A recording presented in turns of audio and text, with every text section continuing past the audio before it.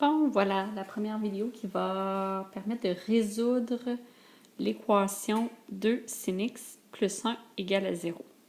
Donc, étape 1, comme qui est marqué sur votre feuille, on doit isoler le rapport trigonométrique sin x. Donc, sin x doit être seul à gauche ou à droite selon comment vous l'isolez. Donc, si on veut avoir sin x seul, donc on veut l'isoler, ce qui veut dire que je vais devoir faire moins 1 des deux côtés et ensuite diviser par 2. Ce qui me donne sin x est égal à moins 1 divisé par 2. Donc, je dois trouver la valeur de x pour laquelle le rapport sin x est égal à moins une demi. Donc là, qu'est-ce que vous pensez, quel outil qu'on devrait utiliser?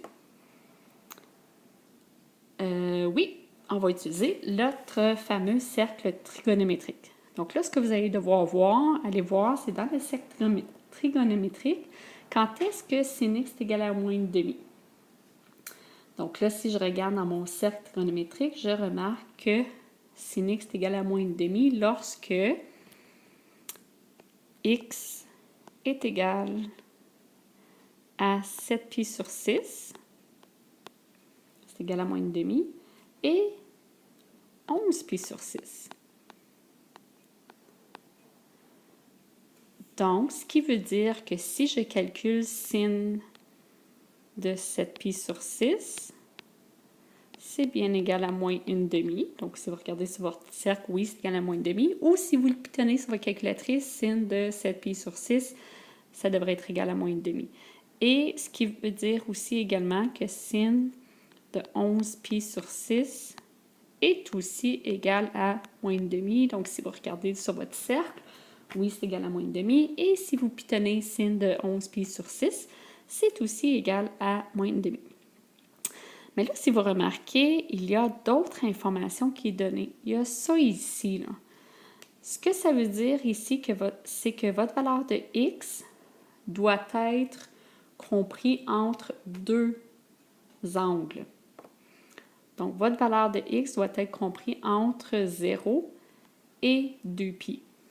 Puis, selon vos réponses, qui étaient 7 pi sur 6 et 11 pi sur 6, est-ce que votre angle x est situé entre 0 et 2 pi? Oui, parce qu'on remarque que 7 pi sur 6, c'est entre 0 et 2 pi, donc c'est à l'intérieur de un tour du cercle.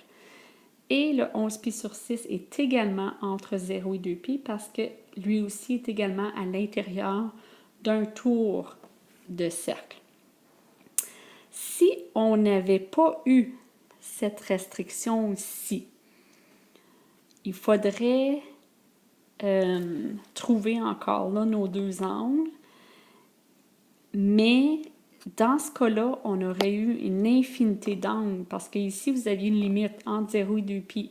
Mais si on n'en met pas de limite, bien là, il peut y avoir une infinité d'angles qui seraient tous des multiples des deux angles qu'on a trouvés. Donc, ils seraient tous des multiples de 7 pi sur 6 et de 11 pi sur 6. Donc, si on n'avait pas de limite, nos valeurs de x seraient 7 pi sur 6 plus 2n pi, ce qui voudrait dire que si n est égal à 0, 2 fois 0 fois pi, ça donne 0, qui nous donne notre angle de 7 pi sur 6.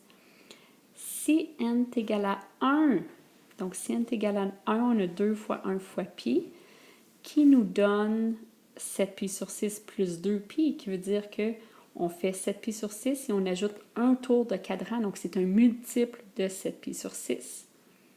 Si n est égal à 2, 2 fois 2 fois pi, donc ça donnerait 4 pi. Donc, on va ajouter 4 pi à notre angle de 7 pi sur 6, qui voudrait dire qu'on doit ajouter 2 tours, qui donne encore un multiple de 7 pi sur 6, mais plus gros. C'est ça, plus gros. Et si encore là, on n'a pas la restriction, notre autre valeur de x serait donc 11 pi sur 6 plus 6 plus 2n pi.